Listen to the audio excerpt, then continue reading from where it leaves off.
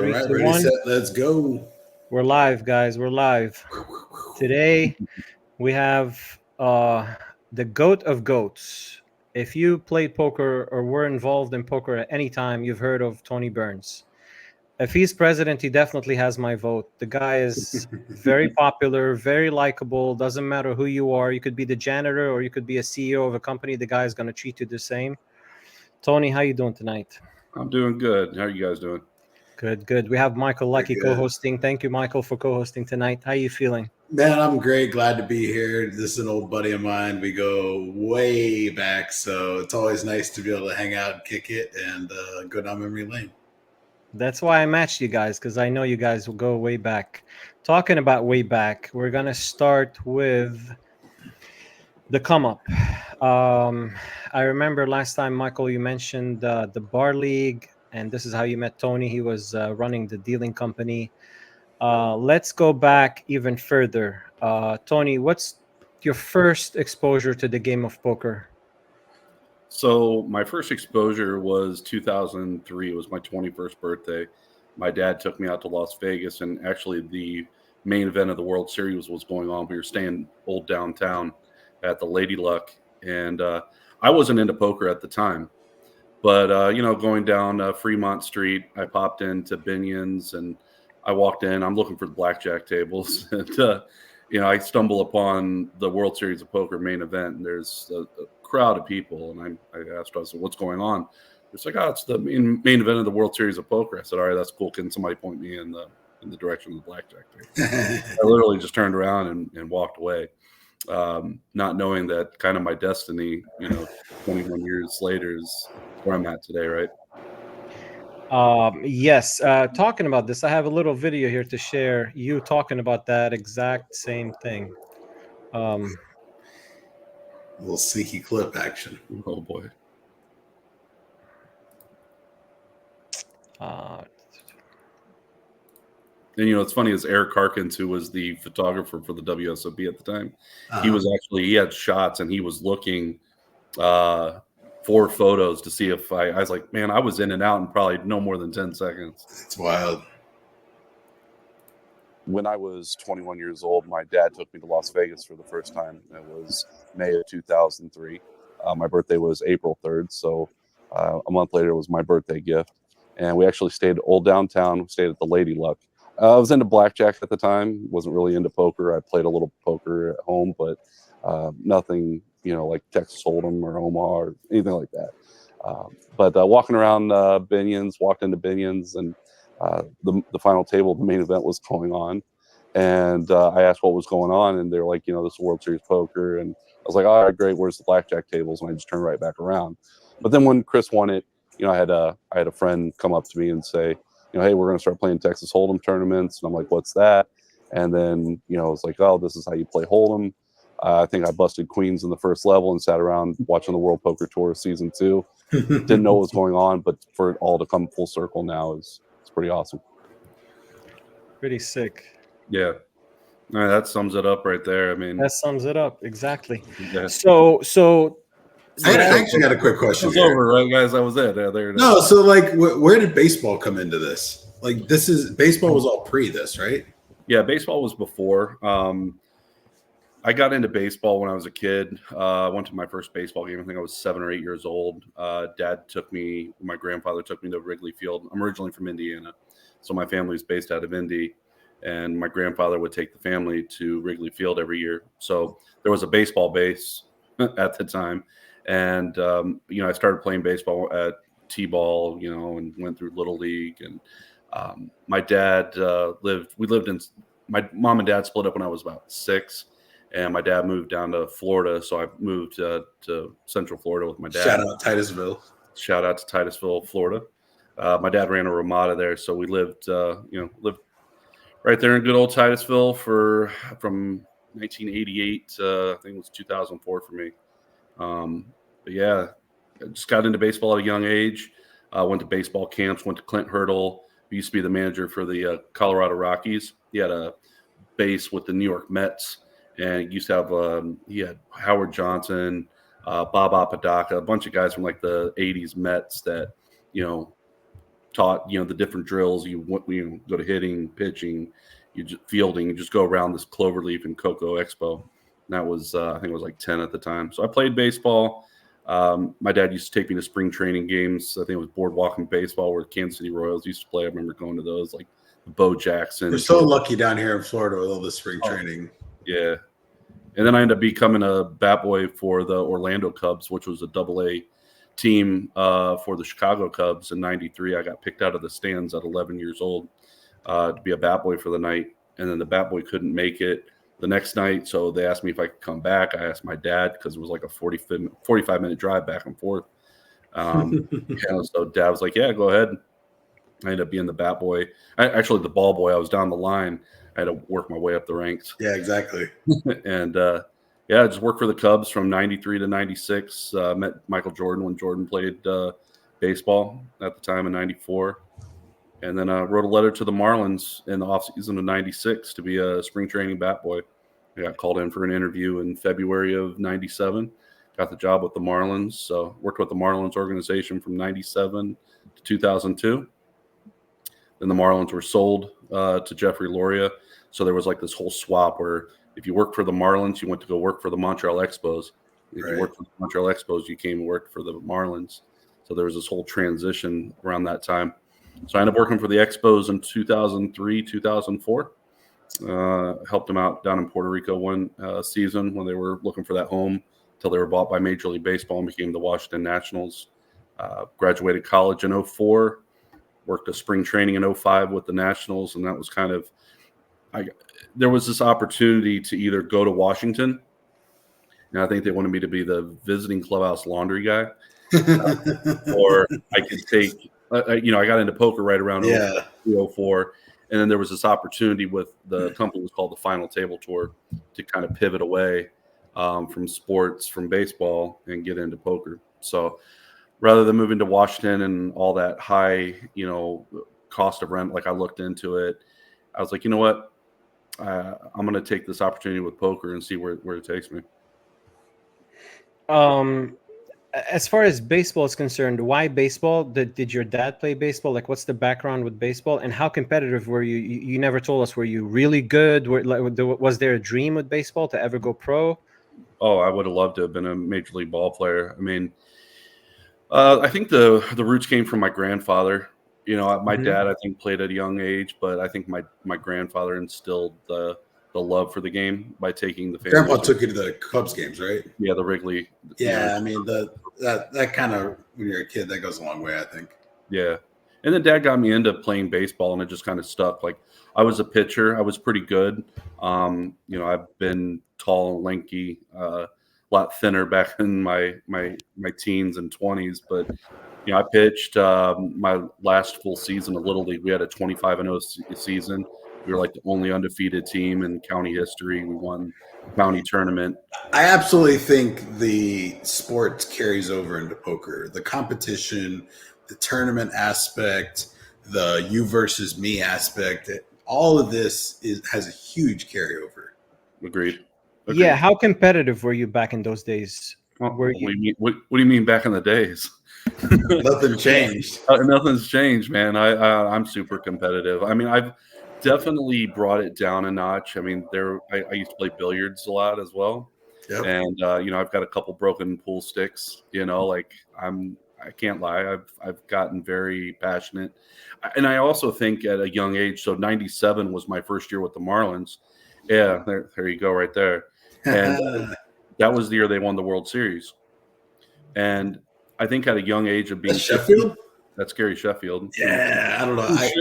Who should be in the Hall of Fame for the record. I agree with that.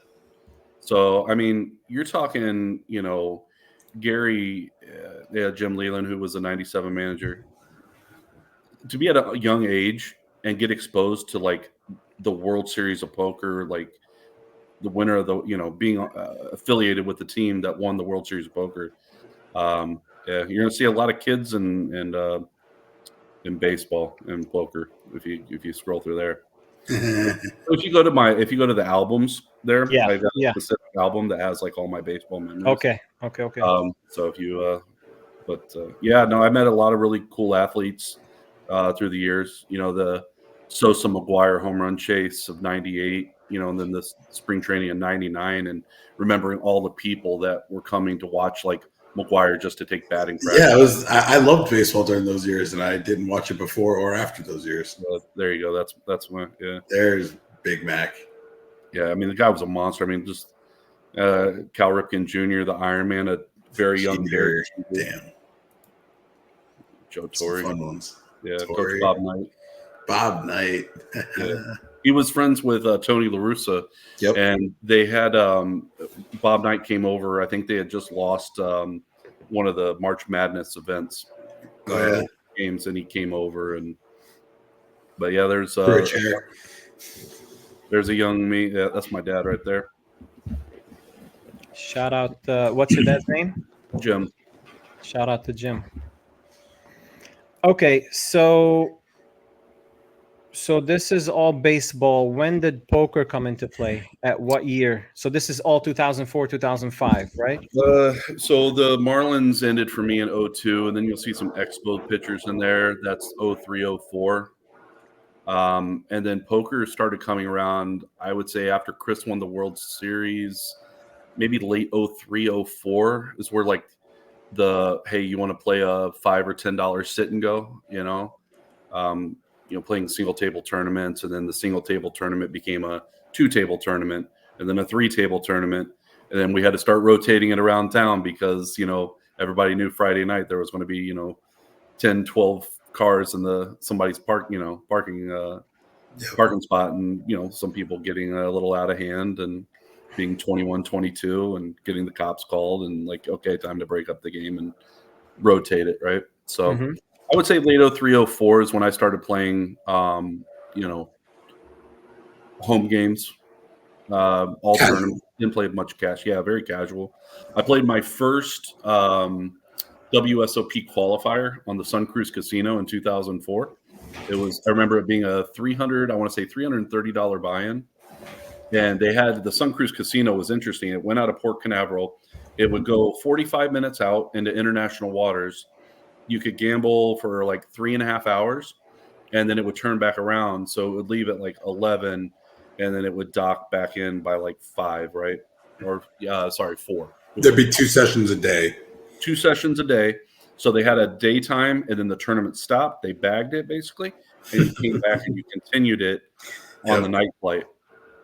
And I ended up getting, there was like 120, I want to say like 120, 130 entries. And I ended up getting 3rd place. I remember I almost went heads up. The dealer ran out of flush. Remember all the drama, people standing around which was actually Pete, who's up at Coconut Creek. He got me my job on Sun Cruise. And I remember him pushing a flush up and on the Pete. Yeah. And I ended up getting $3,300, and I got paid in $50 bills, which we all know $50 bills. So I got a fat stack of 50, move.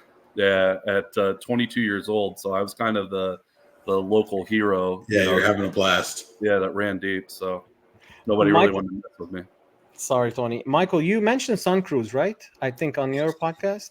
Yeah. No, I just mentioned it in the comments on Tony's. Yeah, Tony just worked there for a brief period after the final table tour. So I happened to have my 21st birthday on that boat. It's just, it's one of our kind of throwback stories.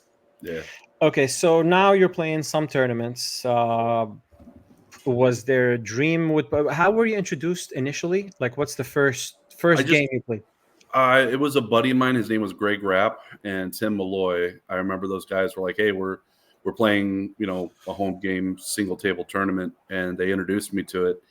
And I didn't know how to play Hold'em, so I had to learn the hard way. Like, you learn aces, kings, queens, and I remember getting queens like literally one of the first few hands and moving in against like I think I just ran into blades, and there was no re-entries, there was no rebuys at the You probably started with 2,000 chips. Yeah, I don't even remember what we started with, and I'm just like sitting on the sidelines, like, man, that was really stupid.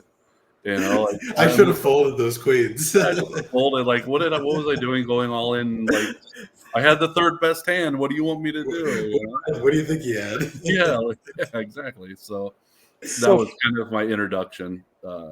So from messing around with the tournaments here and there, when did the dealing company come about? So there was there was a company called the Final Table Tour that they were based out of Orlando. Trying to think of his name. His wife's name was Jan. They ran a company that basically was like an entertainment company. So what they would do is they would go to a bar or restaurant and they would, just like what it is today, say, hey, provide the space. We've got the tables, the chips, the dealers, and basically people can come, they can play for free. We're going to pack your bar, which in return, you hope those people are going to drink and eat. So it's kind of like a karaoke company, right? I mean, the goal is to drive people into the facility. And in return, they would either give you like a percentage of the till or just a flat fee per table, let's say like $100 or $200 for the table. And, the goal was to have as many bars and restaurants as you could per night while strategically putting them throughout the county so there wasn't, overlapping, right? And, people, poker was hot, it was all over TV. The opportunity to play for free, right? And you would get like a certificate that said you won, and all you had was a certificate. At the end of the night, they would take your picture, they put you up on the website, and then I think like 3 or 6 months later, they'd bring all the winners from all their bars together, and the winner got, I think, a 5K seat to like a WPT. Some kind of free roll setup, but right.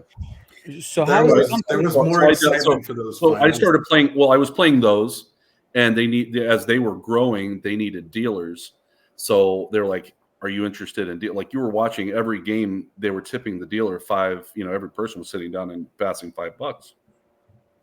And I remember one of my buddies who was working on the Sun Cruise was dealing it on the side, and he was telling me, he's like, "Hey Tony, he's like, this is pretty good money, are you interested in doing it?" And I'm like, "Well, I got a regular Monday to Friday 9 to 5. I mean, I guess I could do it Friday and Saturday night, maybe Sunday." So I was making more money dealing poker 2 nights a week than I was working 9 to 5. So, obviously young, getting out of college, tail end of college, I'm like, the goal is to make money in life, right? So let's go. And I was having a lot more fun, bar poker. You play bar poker, dealers are doing shots in the box. Yeah, it's a very social setting. Very social. I just want to understand one thing is, so they're tipping every hand, kind of like playing a cash game? No, it's just like a free. Yeah, like you were just sitting down and you would hand $5 for the dealer's time, whether you played. Just most people tip $5 for the sit and go. It was like a so 0 plus towards 5. the end, at the end of the drop, or at the end of the deal, they just give the dealer whatever, $5 or $2. It's not like per hand. It's not like playing. No, they would just like to start. Like, here you go. I just sat down. Kind of like they did it back in the day in like 07, 08. Where you would sit down and you would give the dealer like a dealer add-on. Yeah, those add-ons were at the table a lot of the time back in those days. They weren't at the cashier. Now everything's baked into the price. Right. Derby, sometimes they do the add-on at the table. Right. So how's the company making money? The company that's providing the dealers, they're getting the bar would pay. The bar would pay the company to be there. Okay, so you were dealing with this company, and then you ended up being a higher up in that company? They offered a franchise opportunity. They were based more in Central Florida, the East Coast of Florida. And they're like, "Hey, Tony, do you want to, go to the West Coast of Florida and then just pay us like a franchisee fee, in return for running these events?" So the guy that I knew at the time, Mike J, was a dealer on the Sun Cruise. We decided to go to the West Coast of Florida, and I kind of ran from, I think that he took the north side. He took from like Sarasota up, and I pretty much took I can't remember, Inglewood, Northport, Inglewood, all the way down to like Fort Myers. So that was kind of my zone. Yeah. And how surprising was this offer, and how excited were you about it? Because at this point, you're just dealing, making that money on the side, and then they give you that opportunity. Did you see it coming? Did somebody take you aside and be like, we might, you might take that franchise? Or was it like, how surprising was it? Like, no, it was awesome because like it subsequently like fell around the same time that I graduated college. Mm-hmm. I went to UCF. I graduated in 2004 with my bachelor's in business management. So it was like this whole, and that was about the time the housing went up. I had bought a condo and almost doubled my money in a condo that I bought in like 2 years. So I had this, seed money to go and buy a van and all these tables. And I'm like, hell yeah, like I'm going to go out and, I'm going to take my business degree and I'm going to be successful at doing it. And it was successful at the time. There was some gray areas, I remember at one time it was by tipping the dealer $5 or $2 and then getting chips, there was like this, is that considered a buy-in? Right. Mm-hmm. And then so they had to be more discreet about the way that they tipped the dealer. And then obviously getting a prize worth $5,000, like where did that legally fall? Tax issues. Well, tax issues or just winning a prize in general. Like if you read Florida law, like you're not supposed to really win a prize of any value over a certain amount. I think it's penny stakes. It gets really tricky really quick. Yeah. It does. So this is, you said this is around the crash, like the market crash, 2008, 2007. No, that was the kind of where the market was going the other way. So I bought a place around, I think it was 2003 in Titusville, and within like a couple of years, my place had almost doubled in value. So this is way before the crash. Before the crash. Way before the crash. Okay, so now you have your franchise. You're running the company basically. How did the transfer go from this company to Hard Rock, or was there anything in between, or you just went from this? No, there was two more stops in between. So 2 stops. Okay. Yep. So as I was starting to feel like the bar poker was doing well, that's where I met Mike. So I responded to an ad in a newspaper and ran. I put the smallest ad. I had the smallest budget of all time, but I put out looking for dealers and just like whatever was the Port Charlotte Star, and he ended up responding. It was the Herald Tribune. I got it. It had to be the Herald Tribune because my dad used to read that paper religiously. You put an ad in a paper today, you'll get 0 response. Nobody reads papers anymore. Well, there was no Google hardly. It was 2006. You put it in the one, and people read the paper. They went to the class. There was literally Craigslist, and that was it for the internet. Okay, so this is 03, 04. You run the company. What were the 2 stops after that? So in 2000, it was actually I dealt 04, 05. Took the franchise in 06 in May of 06, relinquished it in November of 06. So actually it's kind of ironic, Mike's 21st birthday, we come back to the East Coast and celebrate on the Sun Cruise. And while on that trip, which I beat Mike heads up in a tournament, but we won't talk about that. We ended up getting heads up in the tournament. He beat me for a trophy. They were looking for poker dealers, and they're like, hey, Tony, why don't you come and deal the real deal? Yeah, so, and I considered this opportunity. Honestly, if I had family on that side, I probably would have taken it, but my family was all on this side still. So at this time, this was also when poker was just starting to get $100 cap legal in 2007 in July of that year. So the Sun Cruise had an inherent advantage because they had full uncapped, and they were the only ones that could do that because they were offshore. Correct. So Tony took arguably the better route of the full uncapped gaming offshore. I wanted to stay local and do the $100 cap games. Yeah. Well, they had the $2 poker at the Paramutuals at the time. Yep. And in July of 07 is actually when I left the Sun Cruise. So I worked November of 06 to July of 07 on the Sun Cruise. I'm sorry. I'm mixing my ears up. I apologize. July of 07 is when the $100 cap buy came in. I got a phone call from my buddies that left the Sun Cruise, went down to Pompano Beach. We're working at the Isle.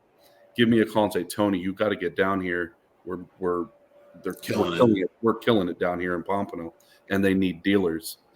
So I ended up after July 4th weekend. I remember driving down to Pompano. I had my interview with Mike Smith, who's now I think just retired from Maryland Live. Shout out Mike Smith, Maryland Live, Isle legend, Hard Rock legend, also Hard Rock legend, pre Bill Mason, Hard Rock legend. Yeah, Mike was in the business for like 30, 40 years. Mike spoiled me at what I thought the whole business was like. Mm-hmm. Yeah. And as a result, I was at a massive disadvantage of this business the rest of the way. Yeah, we hit the peak. I mean, I literally he's Andy Reid of coaching, and he's got this gigantic tree of amazing coaches underneath him. And I just thought all directors are just like this guy, but no, that's just not the reality. I'm looking at the Hendon Mob too. Back in those days, your first recorded score. So there was a little bit of grinding too. From 2011, you got like 668, 12, A little 2000. splash around, a little casual, Little, yeah, there something, was little. something. Was there ever a dream to become a professional poker player, or you knew the business route was it for you? I just enjoyed the game. I still believe today that the game should be played recreationally. I kind of get crap for it, but I compare poker to baseball and a lot of dynamics of, you can play at every level. Certain people can, it's like baseball. There's only a certain amount of guys that ever make it to the big leagues, and 100%. and I just think that the game should be played very recreationally. In my opinion, I think I tip my cap to the people that can play for a living. It's just the financial swings, the mental, game. I don't know how people do It's it. not for everybody. No, it's definitely not for everybody. It's the top 3% will make it in this game, and the rest will just donate money to the pool. Yeah. Okay, so 11, you move to the aisle now. You're dealing the aisle, right? 2007, I'm at the aisle. I'm dealing for like 2007. I love, by the way, how sharp you are with the dates. You don't say just a year. You say from this date to this. It's insane how. I've sharpened a few resumes in my day. Yeah, no wonder you're making the big bucks. Being sharp like that pays off. So Yeah. anyway, 2007, you're dealing the aisle. Dealing the aisle. I don't remember how long it was. Maybe a few weeks, month or two.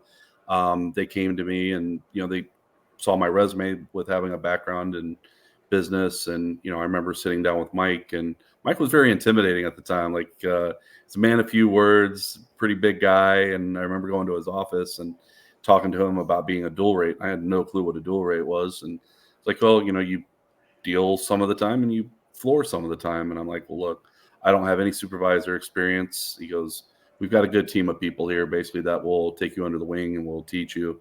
Obviously, learning TDA rules is a big thing, and not like you'll learn as you go, but you're gonna be under some good wings. And I got put under some really good wings, learning the business, and learning who Matt Savage was also a big thing for me. Like I still have the first email. I want to say it was like August of 2011 that I sent to Matt Savage. Just saying, Shout like, out to Matt Yeah. Savage. I'm going to talk a little bit about the TDA and the convention that happens in Vegas, and kind of if you can clarify what, because I always mention you, like sometimes when I talk about Hard Rock and I tell how all the supervisors know the TDA book from page front to back, and I always mention you and Matt Savage. I'm like, these guys write the book, so I want to see how accurate that is. If you guys, I don't write the book. Matt will tell you I don't talk enough, and when I do talk, he likes to give me a hard time. But the TDA has been around for, I want to say he founded it in 2001. With Jan Fisher and Linda Johnson. I'm trying to think of some of the other founders, but no, I mean Matt's obviously what he's done for the game, and Jack and those guys are the original. Those are the OGs, right? And some of the real goats in the game. But Matt being very accessible, like even back in 2011, to take my email and being accessible when things were popping up, because I worked from the aisle from 2007 to August of 2015. So I was there for 8 years at the aisle, which is now Harrah's. But my knack was tournaments, so I ran more of the nighttime tournaments. There. And I was actually supposed to go to kind of an interesting story. Is I was supposed to go to Maryland in 2013, and I was all packed up and I was ready to go. And at the very last minute, I backed out of going to Maryland, and it was a really tough decision. I just had the birth of my first child, and it was. I also tanked that decision a lot. Ashley and I got invited to go, and I was just like, why? I don't know. I got nothing. I got literally nothing in Maryland. I definitely couldn't justify it. My career would be very different today if I'd gone, but yeah. So we'll go back to the TDA, but 07 to 15. How much of the ladder you came up? Like you started dealing, a little supervising. Was there bigger prospects? So it's actually kind of interesting. I went up the ladder and back down. So I worked for Mike until he left in 2013. And then a new director took over. And when that director took over, I actually went the other way. I went back to the box. I went from being a supervisor back to the box. That is the worst, when you have a connection with the higher up and you think you've made it, and then they leave and you're back to ground zero. Well, it was my decision. Yeah, That was my decision because I needed to be on daytime. I was the nighttime guy, and there was just kind of a fight to work days, and I wasn't able to get days. And I just said, look, if I can't get to daytime, I need to step back down. And it was almost like, all right, I call your bluff, right? So yeah, I did. corporate can be tough sometimes. Yeah. How much did it affect your money, your income? Believe it or not, I mean, dealing and supervising at the same time, I mean, it's kind of still historic in the business where dealers sadly make more than supervisors. That's why it's so hard in this business to watch supervisors want to step up. Certain companies, they don't compensate the same way, to what the dealers are. And that's just the way it is. I mean, but also for dealers, they're making that extra money now because eventually certain dealers break down, whether it be a hand, the back, the neck. I mean, people don't. The brain. The brain. Yeah. Dealing with poker players. Poker players are the most fickle people on earth. It's not easy. I'm one of the sickest humans alive. I love it, but like, it gets on my nerves a lot, and I have about the most ability to do that, and it's still every few months I just like see you're an offshoot because you love the game. Like, yeah, no, I'm a player first. I'm a player first. That helps. That helps in a major fashion. Like dealers that don't play, they're not grinders. You see them like looking in the horizon. They're not like focused on the game. I see it all the time. But anyway, 2017 to 2015, you went up the ladder. New supervisor comes. You kind of by choice go down the ladder. When is the next stop? I sneak back into the aisle for a 5-year stretch here also. Mike comes back. Oh, you dealt the aisle too? I did, yeah. I had my first daughter down there also. So like I snuck in. Tony eventually convinced me. I was like, you know what, fine, let's roll. I eventually moved down, head there. So yeah. So you guys met through the bar league and kind of like we had the same journey almost. We've been Facebook friends since like 2004. What do you mean?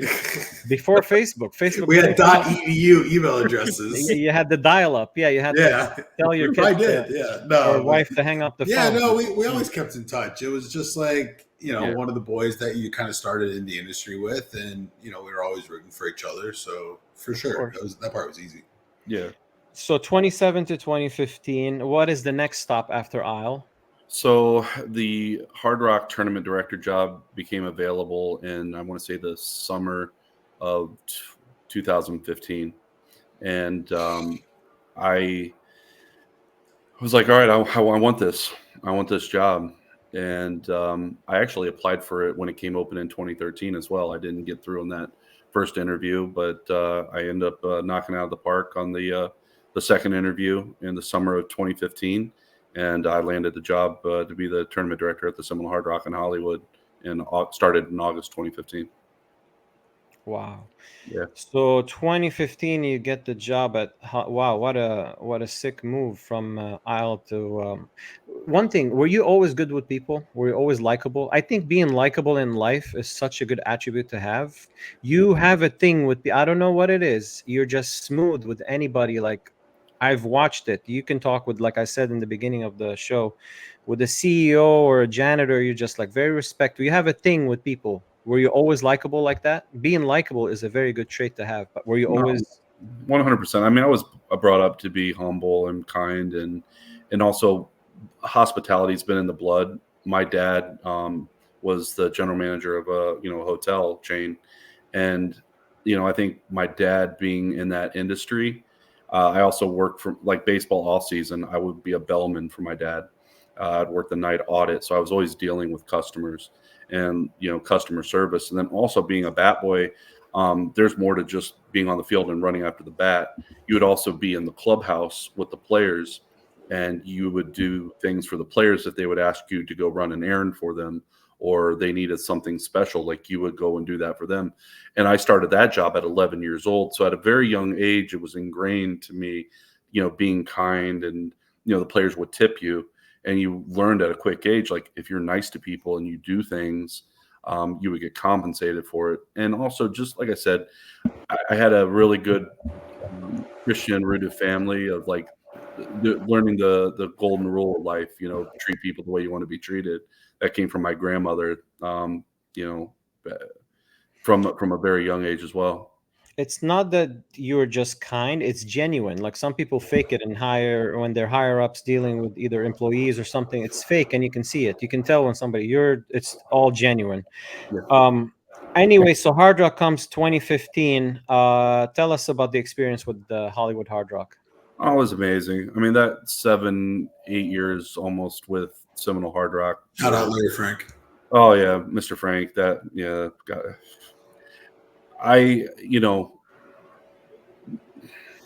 Leaving the Seminole Hard Rock was one of the toughest decisions of my life. And, working for Chris has been amazing in the last year plus. But the company is absolutely amazing. When it comes to Indian gaming and things like that, I think they get stereotyped in a lot of ways you hear about. And it's not true. I joke around and say, I wish I would have tried to get to the Hard Rock sooner, just because of how great the company is, from how they treat their employees, especially through COVID. When COVID hit in that 7 weeks when we were out, the way that they took care of the employees, and not only took care of the employees. I actually was a dealer in Tampa during this time, so I can attest to this also. They kept you informed. You were hearing so much how employees were being kept in the dark during COVID.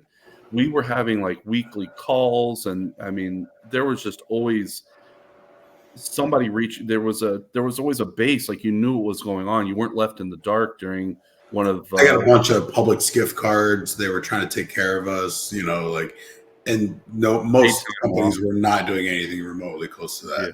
It's nice to hear. It's nice to hear that angle, because you're right. They get stereotyped. You never hear anything positive being said. Well, it's a big ugly casino, and unfortunately, the big ugly casino has to pay for those hotels and big construction bills. And unfortunately, the cost of business is getting gaming through, right, and doing all this. And I'll go on record, and like I said, the Seminole Hard Rock, the Seminole Tribe of Florida, easily, and Chris can punch me later if he wants to, has been easily the greatest company I've worked for in my career. Okay, so I mean, here you blow up. Hard Rock, it's almost you're not borderline. You're famous, like you're known by the top of the food chain here in the poker industry. Everybody likes Tony Burns in Hollywood, Tampa. You're known everywhere. How did that transit? How did you leave? What was this? When was the decision to leave Hard Rock Hollywood? And let's talk Moneymaker. When did he come into the picture, and how did that whole transition happen? So from 2015 to 2019, I was the tournament director in Hollywood, and then I got the opportunity to get promoted to the corporate side in September of 2019, and I got to learn a whole different side of the business. Like Mike mentioned, Larry Frank, who passed away a few years ago. I got to work with a tribal elder. So not only did I get to learn the corporate side, I had never worked a corporate job in my life. I got to learn the corporate side of poker and the business of, the casino world. But also I got to learn about the Seminole tribe and their history, right? So it was a really cool, almost 4 years. I worked with him for almost 2 before he passed away. And then a little over 2 kind of, on my own, working with to other, reports. But like I said, that 8 years was amazing. But to get to your question about the decision to leave for Moneymaker. So I had met Chris in 2018 when he was with Poker Stars, and he was doing that Platinum Pass. I don't know if you guys remember when the PSPC was going on. PSPC to 25K, yeah. 25K in the Bahamas. So I met Chris at the time, and just like anybody that come into town, kind of higher profile poker player, whether it be Negreanu or Helmuth or somebody, I was kind of that entertainer, right? Take them to dinner, just get to know the person, make sure that they feel welcomed and they're having a good time while they're in town. And Chris and I, if anybody's ever met Chris, he just makes you feel like a long lost friend. And we just sat at dinner, and I think our first dinner together, like we sat for like 3.5 hours just talking about life. I'm pretty sure every time I've been at a table with Chris, we just chat the whole time, and it's just easy. It's fun. We're happy, you know, we're entertaining. It's always been like super easy to talk to that guy, and it's almost like the amount of fame that guy had it's hard to stay the kind of cool, easy, able to chat. It's hard to stay relatable. But he's obviously pulled it off for so long. It's impressive. And like, it's genuine. And, you know, he's met so many people over the last 2+ decades, and he's had so much felt time. He's been to so many different card rooms around the world. Right. And when he runs into people, you know, it's awesome to hear the story about the impact that he made. And they'll like, I played with you the year after you won, or I played with you in 2006, day 2 of the main. And, you know, people recall the hand still to this day. It's a top 5 hand in their memory, even though obviously it's like a normal hand that Chris plays, right? Yeah, no, and he'll make that person feel like, you know, or he might say, you know, he'll find a way to not, maybe if he doesn't obviously remember it, to not downplay that moment of their poker. It's there, yeah. Don't ruin their special. Yeah, moment, right? No, yeah, of course. He's just, I don't know how he does it. Once again, like. It's really awesome. It's either in you or it's not. It's either part of you can either enjoy that part of the life or not. And like I have maybe a fraction of 1% of the fame that guy has, and there are plenty of times where I'm just like, I don't want to hear about this hand I beat you in 10 years ago. I don't care about the one hand you remember that I played against. Like I get that feeling, and I don't have anything close to what that guy has, right? So it's like that part I find fascinating. And he couldn't, when he was at Hard Rock in Hollywood doing that PSBC, he couldn't walk more than 500, 600, 700 feet without another person stopping him. Another brand new story. Just like you can't do anything. You can't have a drink. You can't go to he can't just go play blackjack. Yeah. You can't just go sit at a slot machine. Those are not normal things, right? Like, I mean, in my opinion, I think Chris right now is the greatest living ambassador that we have. You know, I think with the passing of Doyle and the passing of Mike Sexton, and I think Chris is ready to kind of fill in that role too. I mean, his story will never be replicated. No. What he means to the game of poker, what he's done for poker. Obviously, there was a lot of elements around the time, right, with WPT, you know, coming in to the game around 02, 03, the whole cam, WSOP's coverage, his last name, just that whole brew, that perfect storm. I think poker, you know, people ask me all the time, it's like, would poker be where it's at today without Chris? I'm like, well, he was obviously a huge part of it. Maybe it gets there, but I don't think it gets there as fast as it did, or as it done. It was too perfect. Everything was too perfect. April Fools of last year, you know, they came up with the meme online that his name is not really Moneymaker, and he used it just because it fits. And I almost believed it. I posted about it, and it turned out to be an April Fool's. Like, what are the odds of you winning the main event and your name being Moneymaker? And think about the lineup that he went through, you know, and who he went through to win it. And obviously the bluff heard around the world, right? When he bluffed Sammy. Yeah. You know, and talking about that, I'm going to pull it up. It's I'm sure 20 years later, Sammy snap calls him, right? I mean, all right. No, well, look, I want to circle back to your original point, Tony. Is Moneymaker the current best ambassador for the game? If you had asked me originally, I might not have landed on him.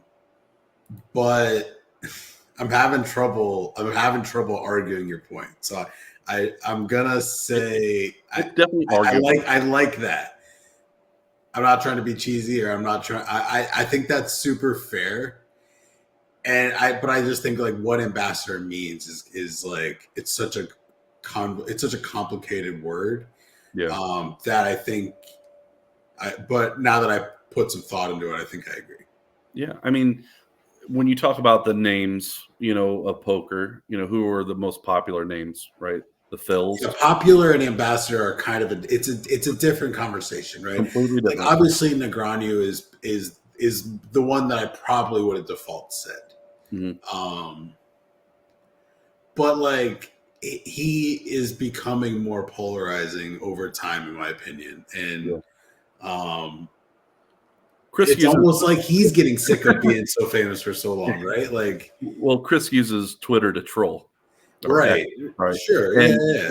where certain poker players use it as a platform, and by all means, everybody's entitled to their opinion.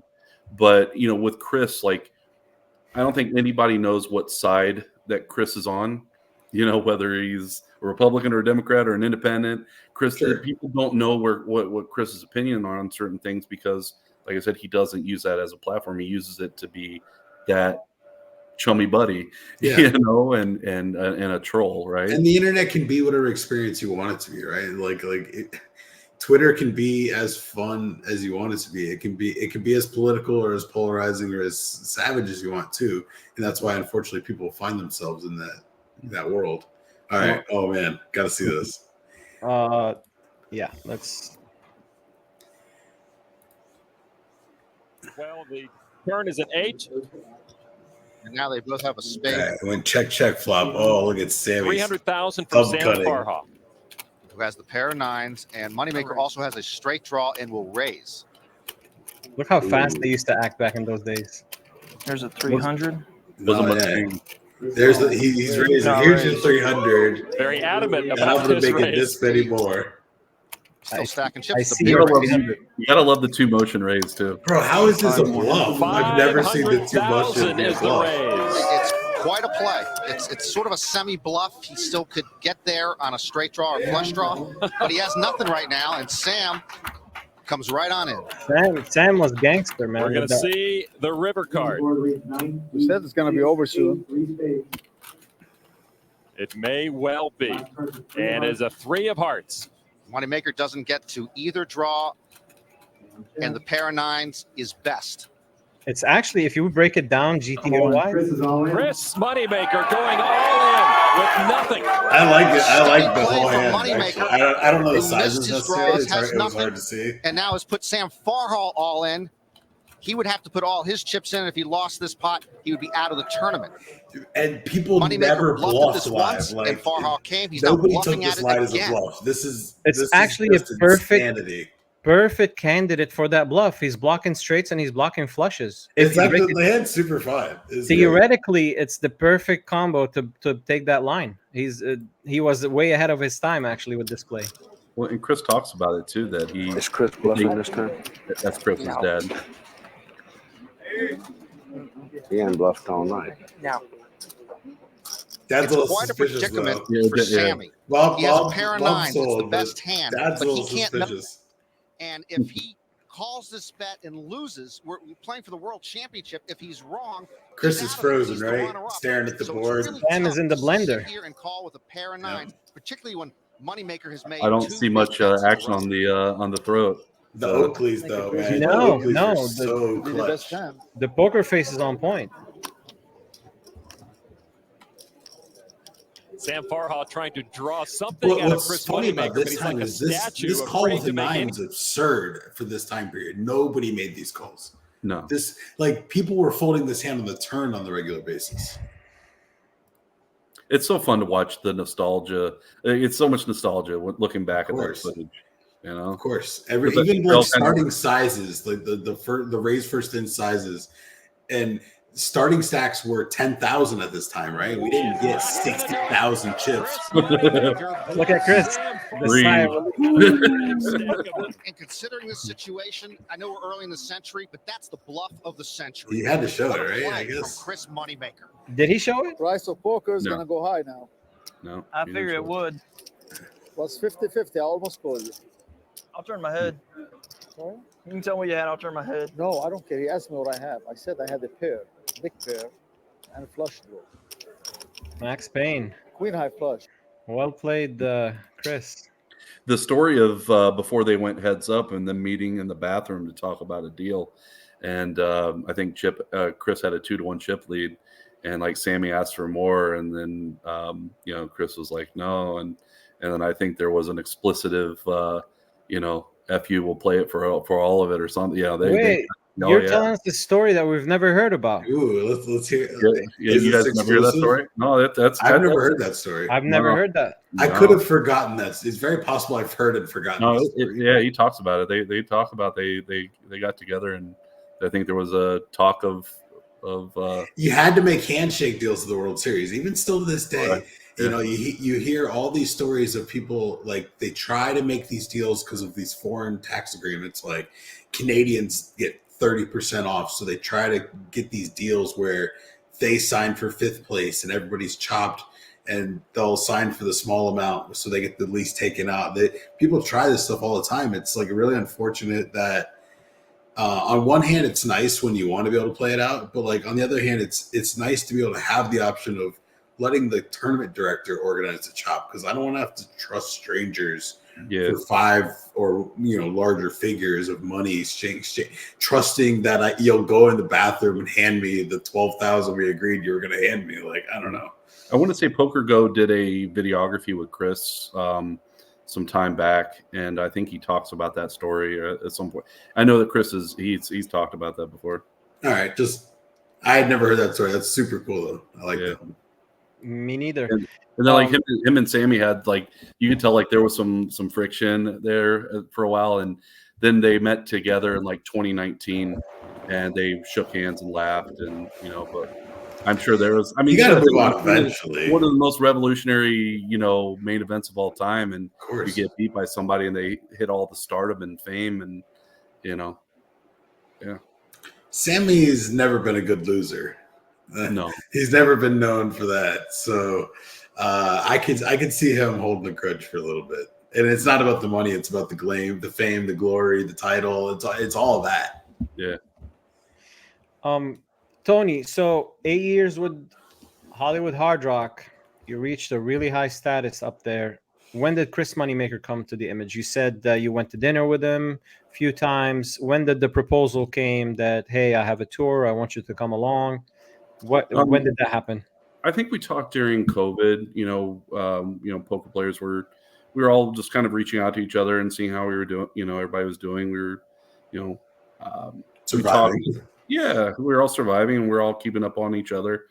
And right before COVID, he had aspirations to open up a club in Texas, actually, and he didn't do it. And obviously he's a big very competitive market. Very competitive market now. Good idea. It's a very competitive market. Yeah, a little upset that he didn't, open it up beforehand, and and what's come about in Texas now, very saturated depending on the city.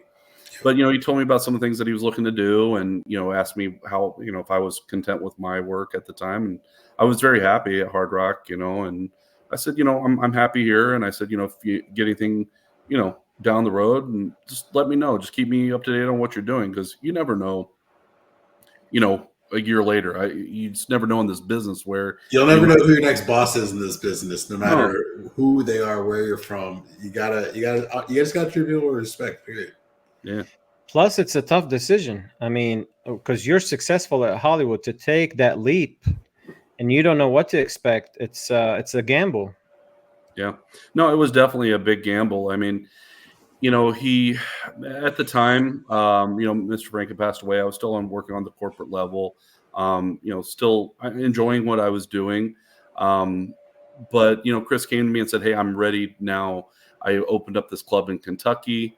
I'm looking to open up some more rooms, as long as this does well.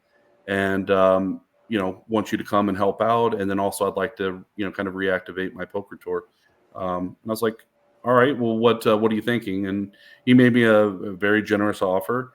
I've got 2 daughters, and there was a thought that maybe bring them closer to Indiana, which is, where my mom and dad are, more of a support system, maybe living in Kentucky. And, there was obviously some other opportunities as well for my family. And it just all made sense to kind of to make the jump.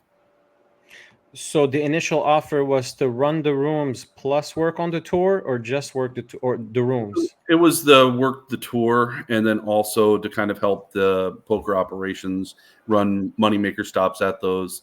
Just kind of be a support mechanism for the poker rooms, the social clubs. And you pulled the plug exactly what date? Was it It 2021? was January of 23. 23. Okay. How has it been from January 2023 till today? We're April 11th. How has that experience been? Any challenges, or was it smooth from out of the gate? I mean, there's been challenges since I think the second week. So I take the job, and then I want to say it may not have been 2 or 3 weeks after taking the job, Chris gets a cease and desist on his room in Kentucky. So like I remember this because I'm like, okay, cool, Tony's taking this opportunity, and then the very next thing I see is, okay, now all these cease and desist. This is literally me bringing this up to you for the first time. I'm like, obviously I know you know this, but like, I just hope this works out for you. Like, this is a obvious. You knew Michael before Tony knew? No. I'm saying. No. By the time I knew, I brought it to Tony's attention, saying, "I know you already know this, but obviously." So right out of the gate, you have that. Sorry, go ahead. No, that's it. You have that hurdle right out of the gates. 2 weeks in, you have some adversity going on. How did you get over that hump?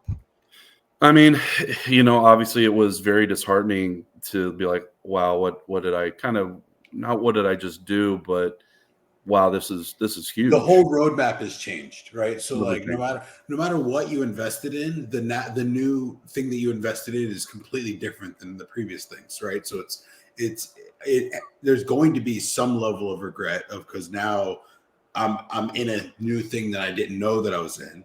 It's so new and recent that you're still like, oh my God, I had this other thing that was going on.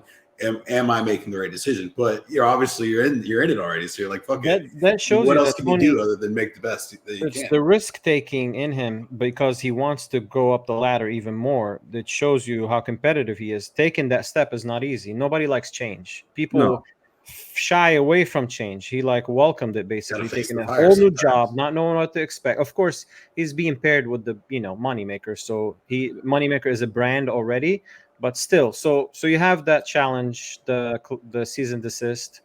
How do you move on? How much of a percentage of income for Moneymaker was that like?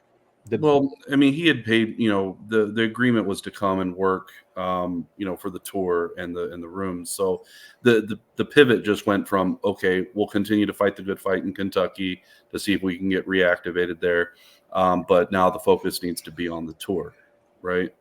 And that's where just kind of I flipped the switch and just said, all right, let's go.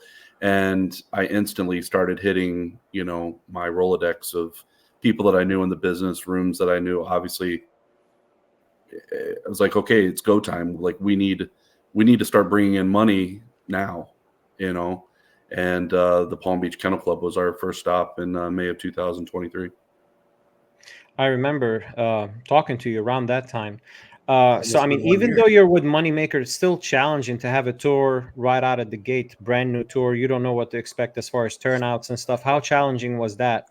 The whole marketing side. I know you do a very good job on social media. Like we see the post every few hours. We're seeing Moneymaker Tour. You post the pictures are on point. So as far as that, you're doing a great job. But any challenges as far as turnouts and stuff in the beginning? The numbers have been outstanding, from the jump. And, like you put, like people want to come and play with Chris. The name that he has, obviously Florida, my base being in Florida and having a stop in Florida, getting the support from the South Florida players and players from Tampa that came down, and, Central Florida being home, and those players that kind of migrated down as well. And that it continued to show the support over the last year plus. It obviously there's challenges because you just don't know what to expect. There's some guidelines or some baselines that knew that, okay, we're going to, we should be able to hit these numbers easily. And, we've done really, really well at pretty much all the venues on hitting all of our numbers. I think any guarantees that we've missed have been extremely minuscule.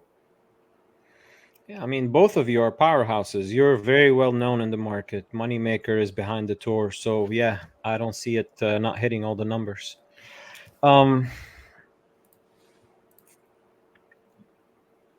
now Like you're with Tampa. Moneymaker. Let's talk about what you guys did to Mike Rossi when he won his first main event. That was huge. Like after he won, what you guys did to him was insane, by the way. Yeah, let's talk a little bit about this. Shout out to Mike Rossi, by the way. Yeah, shout out to Mike, the inaugural winner of the main event for the Moneymaker Tour, winning in Palm Beach of May of 23. Ironically, on the same day that Chris won the main event 20 years to date. It was so I don't know how to describe it. It was kind of eerie. And the fact that Mike won his seat to that event from an online qualifier for $95 and Chris won his main event, obviously not that Mike didn't win Chris Moneymaker 2.5, but taking micro money and turning it into a six-figure, or I can't speak for Mike's life, but what I felt and how I call it life-changing. I think for Mike, it was a huge score, and you could tell the money meant something to him. Sure. Of course, six-figure for somebody that's just starting a career in poker is huge. Yeah, he actually won on the same date. I didn't know date, same date. 20 years to the day. It was in May, right? It was in May.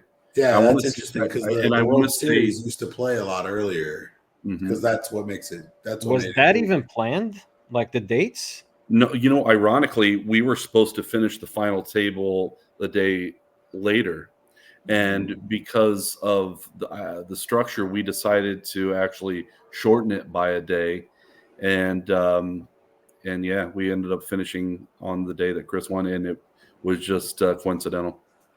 And it's sick how I remember he got a Triton package and he got a main event, WSOP main event pack. That was insane. Yeah. So he won his seat on ACR, America's Card Room at the time. And the CEO of the company, Phil Nagy, heard the story about how, player took, $95 win, taking it to the $2,500 package. And then winning the main, he decided to extend it was almost $150,000 Triton package. And then also the Moneymaker Tour chipped in a seat to the WSOP Main. So he ended up getting he got more in buy-ins, I think, than he did his first place cash. Yeah. Almost, you said 150K in Triton and 10K. Yeah, 160K in buy-ins. That's insane. Yeah. And the Triton might have been 100 or 100. I know it was six figures in Triton buy-ins. So, I mean, what a, story for him. And Mike Rossi beat James Carroll. It's kind of one of those, again, like a David and Goliath situation. I mean, James Carroll's got, I think, 2 or 3 WPT titles, and I think even if you talk to Mike at the time or even today, he'll say, he knew who he was up against, and he just ran pure against Mike or against James, and kind of slayed Goliath. The amateur destroys the pro. They're live, man. Sometimes they slip out, but they're live. Yeah. I have a question here from Believe It or Not. Before I prepared for this podcast, I had to ask people that knew you because I've known you like we're good friends. We met so many times, but I don't know much about your past. So I talked with Wally, believe it or not, and he gave me a good question here. Shout out to Wally. He said, you transitioned from a grinder to TD to marketing director to one of the biggest companies in the world, and you crushed each of these positions. Which one of these challenges would you like to do for the rest of your life, and why? Wally, wasn't ready for that one. I don't think you can appreciate the grind. Like looking back at it, I don't think anybody wants to grind for their whole life, right? So I'll go ahead and I'll exclude that one. The grind is great while it's fun, but grinding sucks at the end of the day. Everybody wants the easy road. Yeah, the grind makes you appreciate what you have today. When I took this deal with Chris, we both talked about I wanted it to be a lifetime deal with him. He is an amazing person. He's a family man. And when he told me about his vision and what he wants to do and what he's looking to create a legacy and something that he can leave behind. He has 3 children, and an opportunity for them. And being a father myself, you want to leave something behind that, if your kids want to, if they're struggling to figure out what they want to do, or if they need something to do in the interim while they're finding out who they are, there's this business, right, that they can get involved in.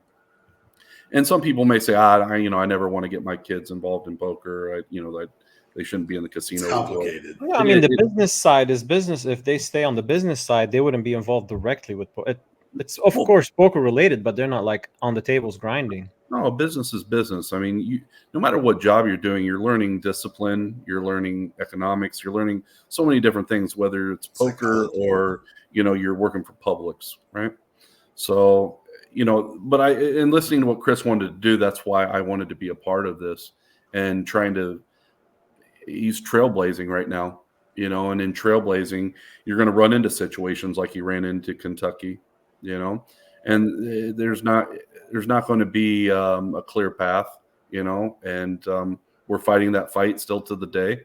And I think once we get through this is kind of a grind in a way, the initial years of starting up a business and trying to get there. Absolutely a grind. Yeah, it's a huge grind. But once we get through it, in which I feel pretty confident that we'll be able to look back on it and say, damn, this is awesome. Look what we created, and to be able to create it with the guy that means so much to poker and really the person that got me into the game is so full circle and such an awesome story that like, I want to roll with Chris as long as his wheels are rolling. Well said. Yeah. Let's talk what's next. Where are the next stops for Moneymaker? The dates and the venues. All right, so we start a week from today in Daytona Beach. So Shout out Daytona. Yeah, Daytona. We had a stop there in August last year. Went extremely well. Had a $300K guaranteed main. I think we almost hit 500,000 there. So I feel like in April, I feel like we should do as well, or if not better. I think the kids had just went back to school at the time. Historically in Florida, November, Thanksgiving to Easter is kind of the peak in Florida. We're still, I think it's still kind of relatively cold up north. Hearing about some of the storms and things. So I think some of those snowbirds. Yeah, I think some of the snowbirds are still in town. So I think that starting next week, I think Easter was pretty early this year. I think they're hanging around a little bit. So, yeah. But in either case, it should help. Yeah. So Daytona, April 17th to the 29th, we're kicking off with their first ever mystery bounty. It's a $500 buy-in, $200K guarantee. So excited to bring that, working with Byron Rodriguez, who's old Seminole Hard Rock TD as well. Shout out to Byron. Yeah, Byron doing big things, with Delaware North, the 2 rooms there, both in Orange City and Daytona. Their team, they've got a great team there. They see the vision of poker and what it brings. And, we're looking forward, we're still growing that partnership with them and hoping to do some things down the road with the other room as well, hopefully. With Orange City? Yeah, I hope we can get there with them. Richard Manning runs that room. He's doing a great job there. I hope, down the road we can get a little bit closer to the West Coast. How many tables the Orange City have? I've never been to that room. Can they contain the tour? I think right as it stands right now, no. I think their cash game business is so strong there that there's not room for us yet. But hopefully one day they might be able to squeeze us in there. What place were you talking about, Carl? Orange City. Orange City. Have you been? I've actually never been to Orange City, and I just found out that for the longest time I've been mixing up Ocala and Oxford, and those are 2 separate places. I did not know that. Yeah. So apparently there's 2 new poker rooms up north that I haven't been to. So, I mean, those would actually be some interesting spots for Moneymaker Tour, if I'm not lying.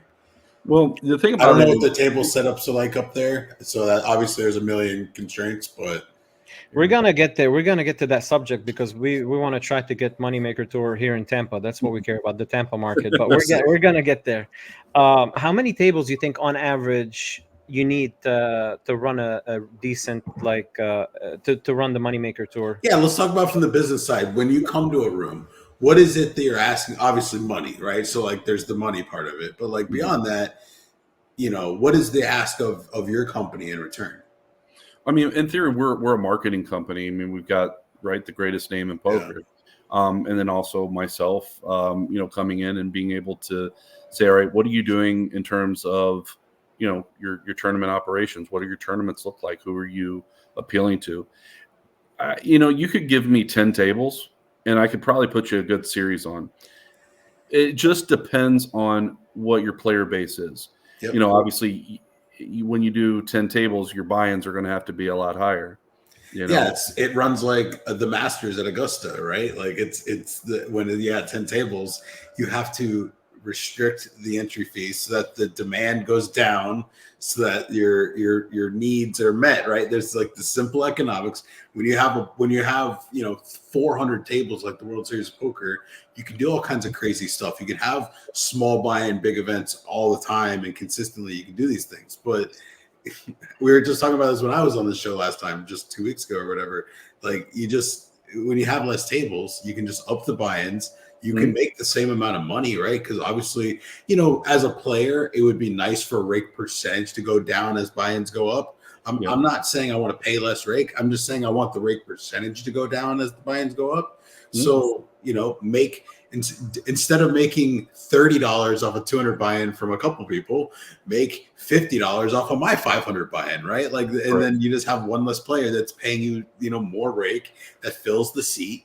That like you have less tables. These are, it's a rant that I'm gonna keep. No, and I actually think I heard that episode that you guys were speaking about that, and I think I commented on it. It's like what Mike just said. You said he nailed it, and that's a concept that's new to me. And Michael nailed it. He was talking about the local rooms not always complaining about not having enough tables, and he came up with the bigger buy-in. Silks could afford high stakes. Like they could actually support. Silks could support a large high stakes tournament with like 40 people. Like it's just there's obviously other rooms where that's easier or less easy for that to work, but if your restriction is tables, there's just one counter to, I don't know. It's always made sense to me. If you're in a major metropolitan city in the state of Florida and you have 10 poker tables, you can get it done. Yeah, like you can make plenty of money. Yeah. So, Tony, as far as Moneymaker Tour, you think 10 tables will make it happen? Well, I think 10. That's always an extreme example. That's an extreme example. I think comfortably, I think you need at least to have 20 to 25. Okay, so 20 to 25 gets you a 9-handed table for one event, plus some amount of re-entries. Because on a 25 table, you could probably fit a 300 or 350 player tournament for a single flight. Is that fair? Yeah, that's fair. So yeah, you could definitely get some real fields with 25 tables. Yeah. I believe Hard Rock Tampa, they get 20 tables in the poker room when they have events, and they leave the rest for cash. So yeah, that would be enough. So the next stop is Daytona, and after that, a couple short days later, just enough to catch the breath and drive 3 hours south, is the Palm Beach Kennel Club, May 2nd through the 14th. Back to Palm Beach. The stops, the events are similar, kinda like an opener. Yeah. How much structure do you have from event to event, and how much wiggle room do you leave on the schedule for the actual venue? So, in talking to the venues, or whether we're doing something here or we're doing it at Hard Rock in Cincinnati, or like the event that we did at TCH in Houston in January, you rely on the guys that are there day in, day out on what price point can you get in these players? What historical data do you have that we can put together? How many cash games do you run at different levels? What are your normal tournaments like? What have your big series looked like? What time of year do they run? What unique events are in your local area that can conflict, that we need to make sure that we're not, overlapping with? Yeah. And looking at the calendar, like you have to look at the calendar. You have to be extremely cautious, that you're not running like an event sporting over. events that can be Yes. complicated, like concerts could be complicated. There's like you have a lot of weird actual overlap. Well, you need to look at spring break.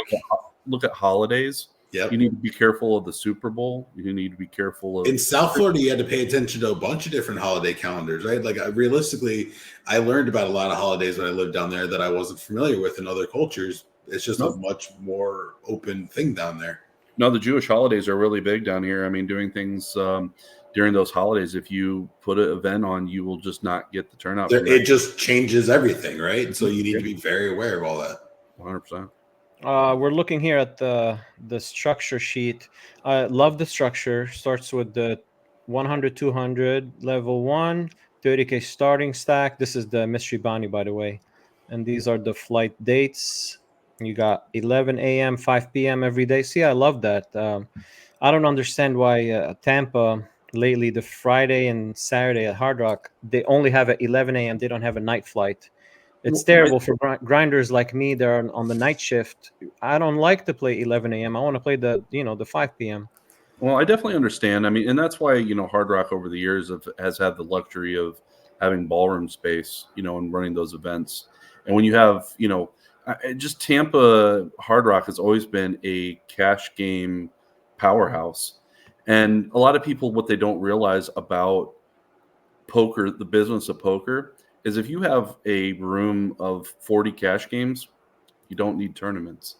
And I learned that very early in my career that cash is king. That's one cash game out earns most tournament tables. Almost. It's not even close. So, I mean, the goal of having tournaments and kind of bringing back the history is that tournaments were created to bring in cash game players. Yeah. I mean, when I first started playing, everything was freeze outs. So you'd bring $500 with you. You'd play the 100, 150 daily, and then you would go and you would have a buy-in to go play 1-2 or 2-5, right? Yep. And what's happened over the course of time, and one of the latest tweets I put out, and I'm kind of catching some flack for, but I've got a lot of support on, is that, there was only a few cities for players to travel to play major poker tournaments. When Borgata was huge, so people would drive 3 hours from New York City, and the third hand they would get in aces to kings or vice versa. They take a bad beat, and it's all right. You played for 3 minutes to play, to drive 3 hours. Well, now you got to turn around and go the other way, right? That's why my understanding is that's why the reentries were created. And Matt Savage talks about, creating the reentries, and it was single reentry, right? It's kind of like getting a mulligan. You get another shot at it. And it was until the first break or first level only. Let's talk about, since you mentioned this, you had a tweet a couple days ago. I'm going to pull it up a little bit. You were talking about the analogy between baseball having 3 strikeouts and you're out. Well, that was more for me, too. Like, I'm a baseball guy, and I've caught the trolls that are like, "All right, Tony, you get 6 fouls in basketball, so does that mean you get 6 reentries?" I'm like, no, look, just for me, I'm a 3 strikes you're out kind of guy. Some people don't like baseball, don't catch the analogy. All I was trying to say is that, okay, we went from doing freeze outs to now this unlimited reentry monster. Mm-hmm. Let's meet somewhere in the middle, just for the longevity of the game and players. Maybe a little bit of operator responsibility for diminishing returns and saving certain people from themselves. And then, Tony, I got a rant to go on here. I'm gonna take over. All right. So, as a family man, I think you can appreciate this. I'm gonna take it one step further. Obviously, I'm all for single reentry. I'm all for one reentry. All that's great. The thing that I think operators are stepping over dollars to make sense on is running 6 flight reentry tournaments that all funnel into a Sunday. And that adds so much friction to a family man, to anybody, that if you can't play Sunday, then you can't play the 6 other tournaments that are available beforehand. Right. And I just think that as a business, why are you not just running 7 different tournaments in those slots? And if you run 7 single entry tournaments or even 1 re-entry or whatever, just 7 one-day tournaments that are 8 hours long, play to a winner, everybody goes home happy, you would just create a much better outcome. You have more trophies, you have more winners, obviously smaller prize pools, and there's some obviously the first place prize is the number one thing, right? But like I don't know. Well, no, I hear what you're saying, but there's no other $500 event that you're going to be able to generate a 6-figure marketable wow payout, right? It's just not going to happen. You need all those flights to do it. And you know what? I thought for a while that it was going to be maybe just a fad, and that multi-flights were going to go into the abyss, right? But they haven't, right? Players, it is though. I love one-day tournaments, as like you said, being a family man. I like to try to commit to 1 hour. Or 1 day. I'm a max late regger as well, right? I rarely show up on time. If the structure is structured properly and I can get 20 big blinds at the close of registration 3 hours in, that's probably going to be me as well. I'm going to put my kids to bed, right? And then I'm going to get out of the house. They're going to show up. You're going to foul off a couple pitches, and you're going to try to put the ball in play, and you're going to try to build a stack. And then sometimes it works out, sometimes it doesn't. Yeah. So yeah, that's the tweet that I put out. And like I said, I just put it in baseball reference because that's my background. But I'm just looking for. What were you trying to say? What were you trying to say? I'm just trying to say, let's find a number, and let's say, look, after you've bought in so many times into a tournament, let's call it a day, and we'll see you tomorrow. Is this? Are you saying like 3 total for like a weekend kind of thing? No. So no, you go in every day. You can buy into a tournament type. Yeah. All right. So the WPT 3500 with 3 starting flights. Okay, so a November. Yeah, 35. Or even or even a multi-flight. No, let's stick with the 35 main. So I'm just trying to hear what your side. I'm not saying it's wrong or anything. You're saying how many total entries per flight per person? 3. I would like to see 3. I think 3. So you're saying 1 buy-in and 2 re-entries, but that could be 9 if they want. It could be 9. And in talking to the players, like before I put that tweet out, I talked to a lot of people because I just don't want to throw something out there and people be like, Tony, what are you doing? What are you saying? And I know for certain operators, like they're not going to want to necessarily buy into that because you are going to probably. What do you mean you don't want people to pay me more money to keep playing? Let me give my 2 cents on the subject. There are 2 schools of thought. First of all, from a venue perspective, of course, they want more buy-ins because they're looking at it from a profit perspective. They want more buy-ins, bigger prize pools, more money in their pockets. From a player's perspective, if somebody doesn't have a big bankroll, you're basically setting a stop loss for them. You're basically saying this is how much you can lose, the max you can lose this day. Let's say the buy-in is 500. They bring 1,500 max. This is the max they can lose this tournament. Right. So from a player's perspective, you're kind of it's added structure besides the structure of the tournament start finish. Mm-hmm. You're setting up a structure to the buy-in. So I see it from both ways. There are 2 schools of thought as far as players' perspective. People on Twitter sometimes are gung-ho about, I wouldn't play a tournament unless it's a freeze out. It gives an advantage for people with big bankrolls. It gives an edge for pros with deep pockets. The way I see it, let the fish buy in 15, 20 times. Once level 8 kicks in, it's a fair advantage for it's a even playing field for everybody. Once the buy-ins are done, nobody can rebuy. You bust, you're out. So yes, they might have a fair advantage in the beginning as far as firing bullets and trying to build up a stack. But that costs money. And I never understood why would you want to stop somebody from just like putting dead money in the prize pool. Let them build the prize pool. So I see it from some people are gung-ho about it. I saw a few tweets. I have one really strong counterpoint. And I even think as an operator, you've already got the guy in the building. You don't need him to keep playing the tournament to make money off the guy, right? So my big argument, I like in your example of the 3,500, I would love for that to be one bullet per day per player. Right. I think that's super fun. And as an operator, like I get that you're not letting somebody fire another 3,500, and that's a lot of rake, and I get that. So let's talk pros and you're already cons. on the property. Like you already got the guy. He might go play blackjack instead. He might go eat at the restaurant instead. He might go play cash instead. I mean, obviously he could leave, but it also depends on the market. And I talked to somebody in the Vegas market that brought up a really good point that, Tony, if I did that, if I shut somebody off, let's say at 3 bullets, they're going to go drive to the next nightly down the street. Sure. Yeah. So there's a lot of competition in Vegas. Well, and also what's happened, guys, over the last 10, 15 years is the divide of who plays cash and who plays tournament has become so shifted now than it ever used to be. Yeah, there's not as nearly as much overlap in the player pool. No, you've become one or the other for the most part. You have, right. And I think that there might be an opportunity that if you decided to maybe shorten this, maybe you do give a shot of maybe converting more people over to cash, like you just said. So, like I said, I could be wrong. Maybe I am wrong, but I'm always just thinking of ways of, once again, longevity of the game.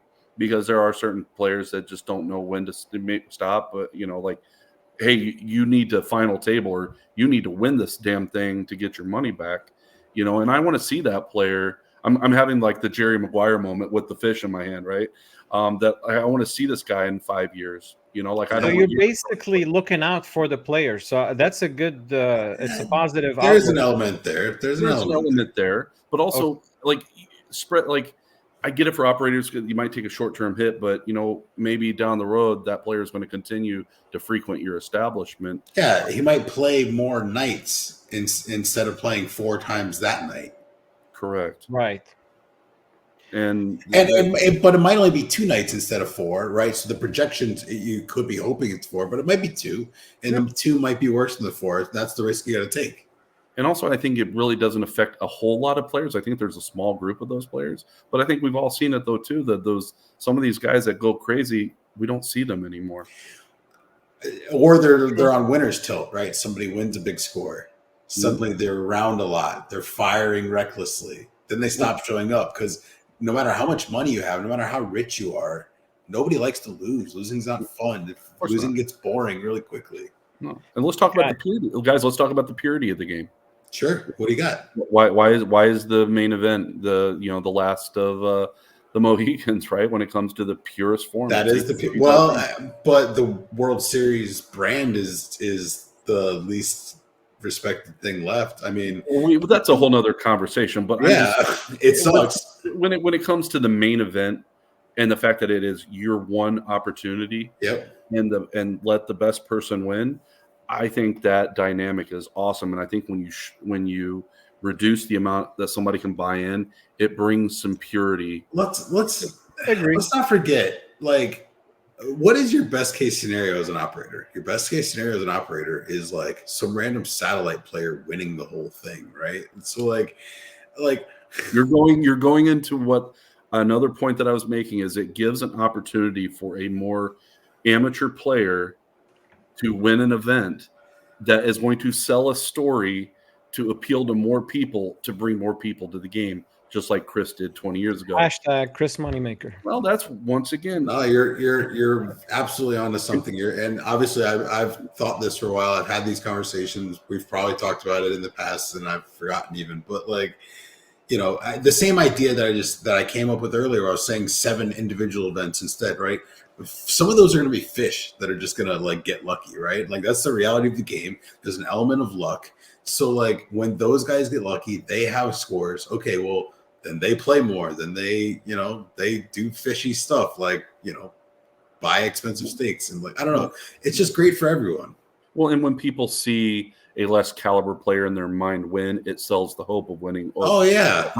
That guy got lucky against them. They remember that forever. Correct. So I think there's something there. I'm, like I said, I'm spitballing ideas with, what I feel are some of the industry titans on, is this something that can be even just recommended?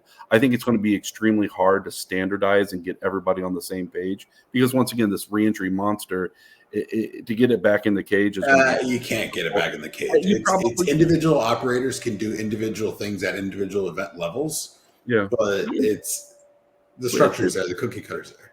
No, 100%. So we'll see what happens. I don't know. Like I said, just something I had thought about, and also being a player a little bit myself. I know how hard that I worked recently to get my $3,500 seat. I played 2 satellites, and when you see somebody with a large bankroll, just spitting off $3,500 buy-ins like it's nothing, So yeah, the TDA is coming up the end of June, and Matt was like, hey, you can come out and share your idea. This is what I'm going to ask next, because we prefaced it earlier about the TDA. What's your role in the TDA? What's Matt Savage's role when you guys have the convention? Are you guys talking about like slight changes, changing rules? And my next question was going to be, I know he pitched a couple ideas about structures. He was talking about like 100K starting stack and certain events. Average.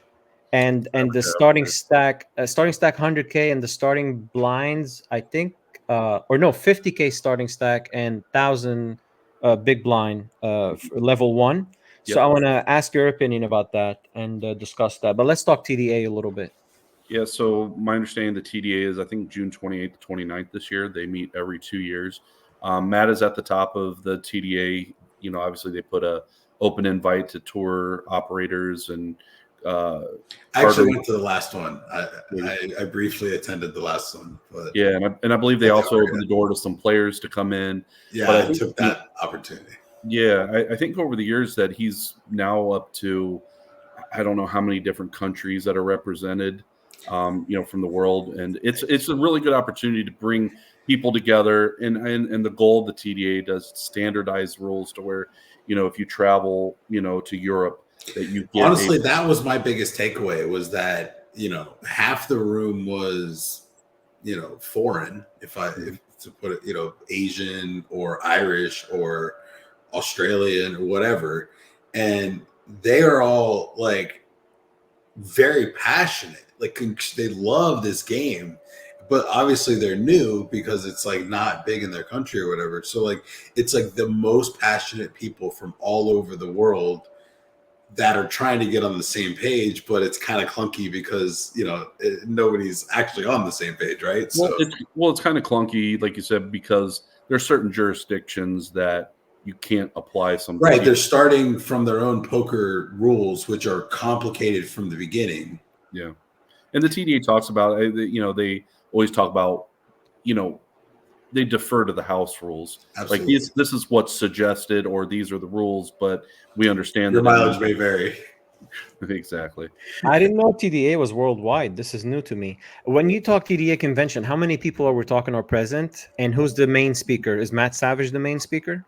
So they have a board. I think if you go to pokertda.com, it will show you who's on the board there. I know that they recently added Kenny Hallert, which Kenny's I love Kenny. Yeah, big fan of Kenny.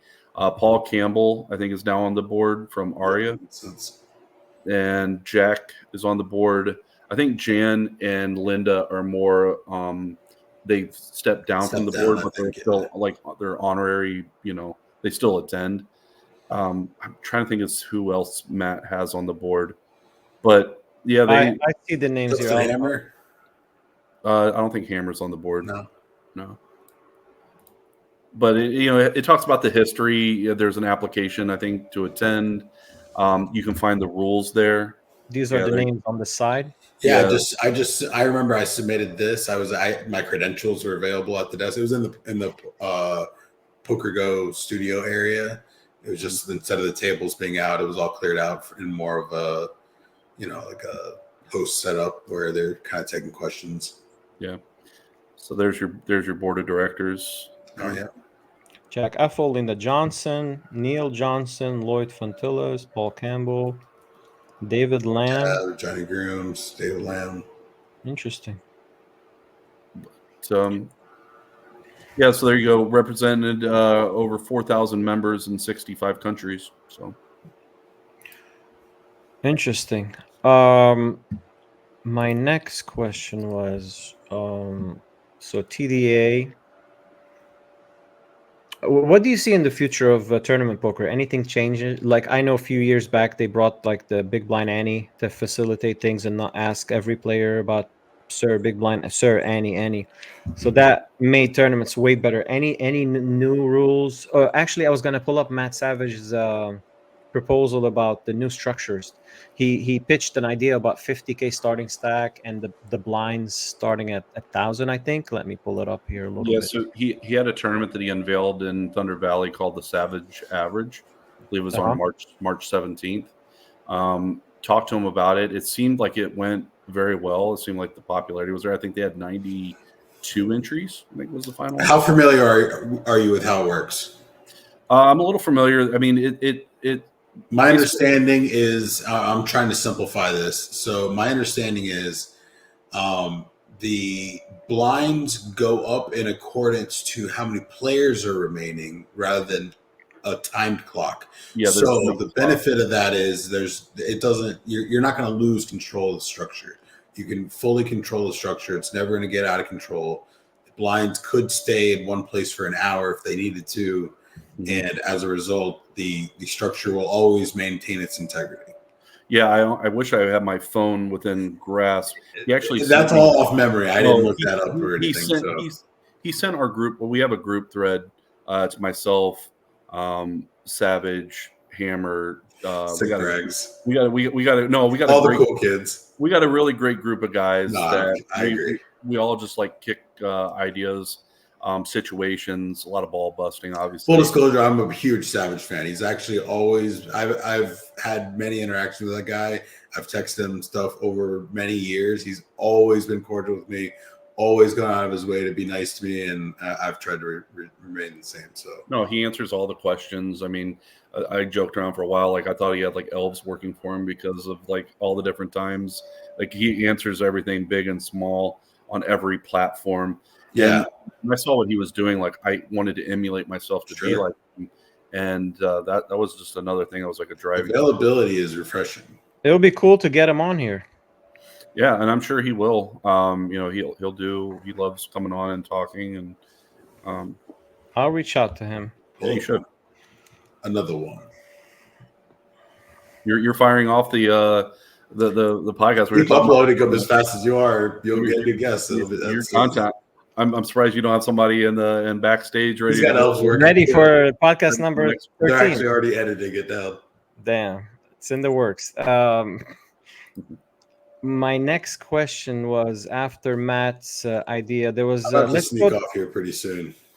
Yeah. Yeah, I don't know how much Tony's got left in the tank, but we're almost done. Let's go through some questions from the chat real quick. First, we got Michael Laake. Interesting guy. Shout out Mike Rossi. Shout out to Michael. What a legend.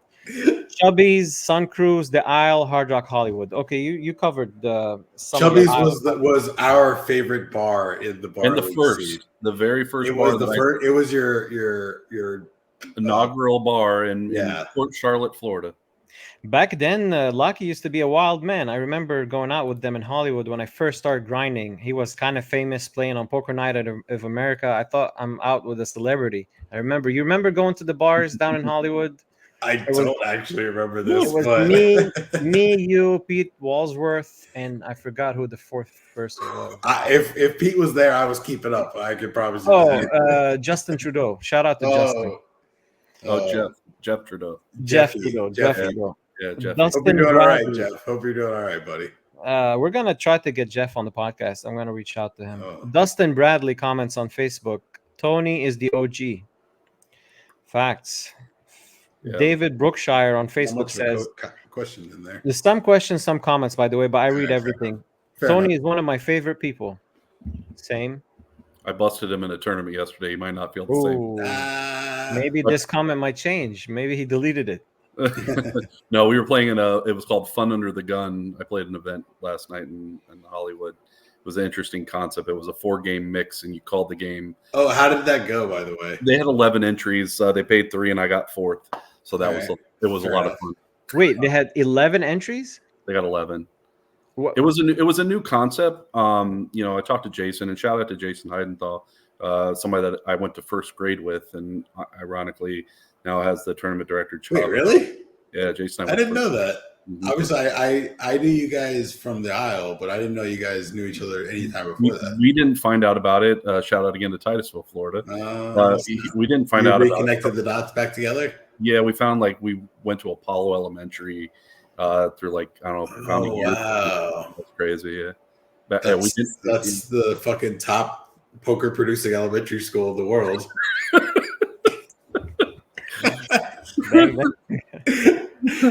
East Elementary, I let you down. I'm sorry. But getting back to Jason, I mean, Jason's putting out some really different creative ideas. Like tonight, they had a no checking allowed tournament. They've just got some really cool different ideas. I think he's doing a knit button tournament. I'm gonna refrain from naming the disgruntled former employee that posted on Facebook some snarky comments on this. I refrained from posting my own version of snarky comments on said person's snarky comments. Yeah. I was not in attendance for this event. However, I think shitting on the event is not the right way to handle it. So I was a little disappointed in that individual who will remain nameless. But, anybody that shits on poker in like when they shit on local rooms, I get so annoyed, especially people that are kind of big in the industry, dealers, anybody that shits on local rooms, I get annoyed because we want to grow poker, not shit on it, unless it's I do some shitting. I gotta admit, a little bit. It's a complicated balance. Unless it's warranted and egregious. Unless I think it's worth it, then it's right. No, I don't know. I honestly after being in the industry for infinite amount of time, I legitimately have less patience for things than I did, right? And that's just the reality. I'm literally becoming a grumpy old man in front of your eyes. I'm finding some silver back in my beard these days. Mm-hmm. So when there's the new dealer that was me when I was 20 years ago that fucking thinks he's hot shit, that thinks he's the best dealer or best, poker personality around, I don't respond well to that individual. And obviously then there's the directors and whatnot. So I don't like shitting on. I prefer compliments, but Well, by the way, the same incident that happened with you at Derby with that dealer kind of shuffling in blocks, it happened when I was at the table, and one of the dealers at TGT, I'm not going to name the name, he mentioned it. I didn't notice at first, so I look at his shuffle. The kid is shuffling in blocks, the cards aren't being shuffled. They're just moving, from one side to the other. Blocks.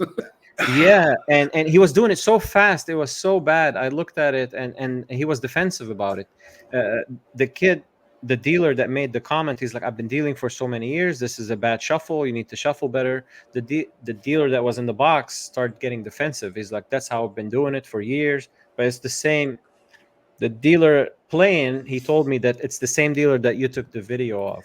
Yeah, so Tony, I don't know if you saw this, but I took a video of this kid at Derby, and I zoomed in on just his hands. And I didn't put his name tag or anything, but I posted it on my stories, and they didn't like that I was posting a shitty dealer shuffle on my story, and it got Michael, things happen. Really. But it's also not my job to tell every tournament director how bad their dealers are, right? I'm not there to babysit. And it's also, I'm not trying to snitch on everybody, but also, Tony, you understand what a mechanic shuffle is, right? He was doing a mechanic shuffle. He didn't know he was doing a mechanic shuffle. He was not actually mechanic shuffling, but if he understood how to mechanic shuffle, he's literally training to do it. So right. Okay, I want to put a stop to that. And I'm going to draw attention to this because it's egregious, right? So I don't know, but by the way, there's a dealer at Hard Rock. I told him about the podcast a couple of days ago. He went and watched all the episodes, and he's like, I felt, because I said couple of dealers at Hard Rock, they've been making a lot of mistakes lately. It's rough to watch them. And he's like, you didn't mention me. I'm like, you know what? His name is Joe. I'm gonna bring him up. Joe, Italian Joe. The guy is a machine. He's literally one of the best dealers in Tampa. He's the one. If you're sitting at the table and he's dealing in the box, you don't have to look. He's verbalizing everything. The best Action on dealers are C2, the ones that you don't C2, notice. C2 folds, C3 raises. He's verbalizing everything, and he's focused, and you can tell he like loves the job. It's insane how good the guy is. No, zero mistakes.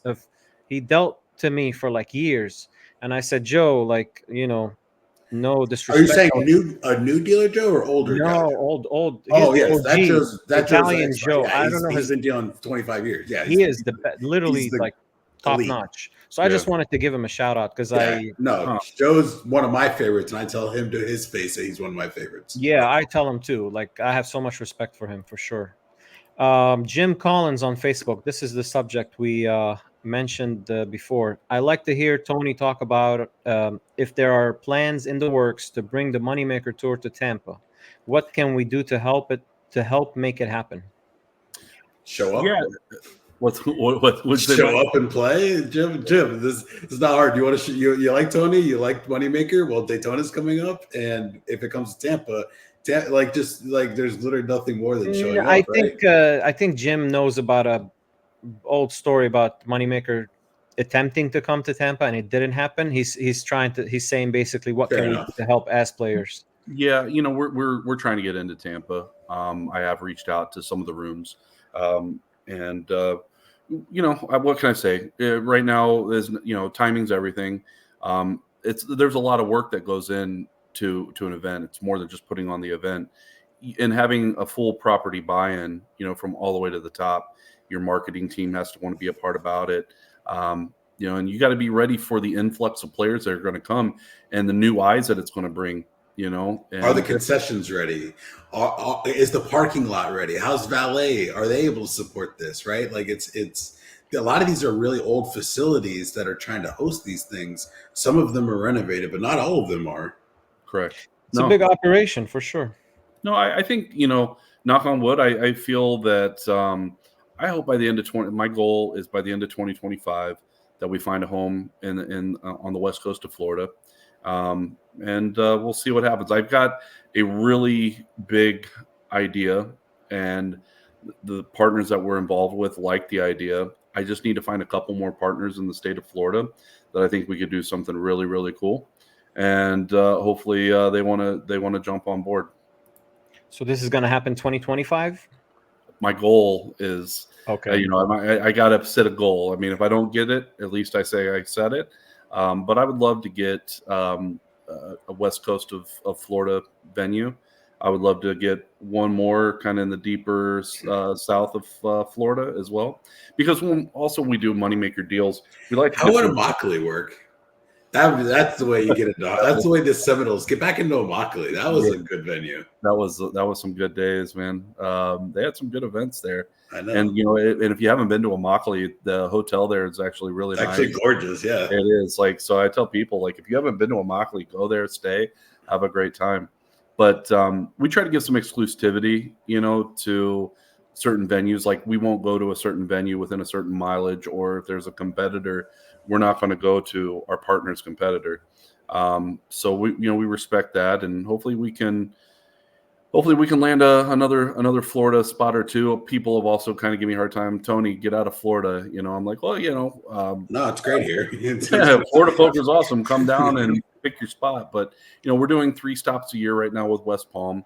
You know, that's been our primary partner. They've been a great partner for us. There's some plans that they've talked about with that facility as well that I'm not going to go into depth. But I'm rooting for them. Yeah, me too. I think Noah's done a great job, you know, with that place, and looking forward to being back there on May 2nd.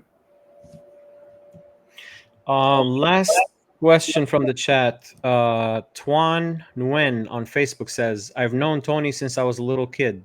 This guy has taken care of me for 15 years. He's always on top of his game. How does he always make players feel welcomed and appreciated? That's first part of the question. And then what keeps him sharp when running the floor in these big/small tourneys? Yeah, I've known Tuan for a long time. You know, he's a Brevard County guy, and, you know, I don't know. It's one of those, you call it a gift, you know, in terms of, you know, making people feel welcome and being on top of the game. It's my craft. you know, when you want to do something, you try to always stay sharp. You try to keep a pulse on what's going on. Like I said, surrounding yourself with people that love it as much as you do.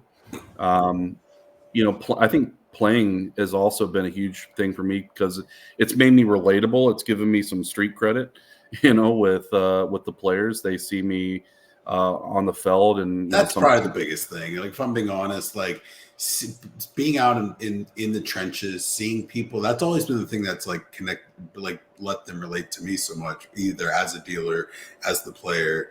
I don't know. That's definitely the one that like stands out the most, and that lets you just like have this level of respect that they treat you so totally different. So obviously, I'm speaking for you, Tony. But no, you're 100% right. And one of the cool things that I used to do early in my career, and I still do it every now and then, it's hard for me to be incognito like I used to be early.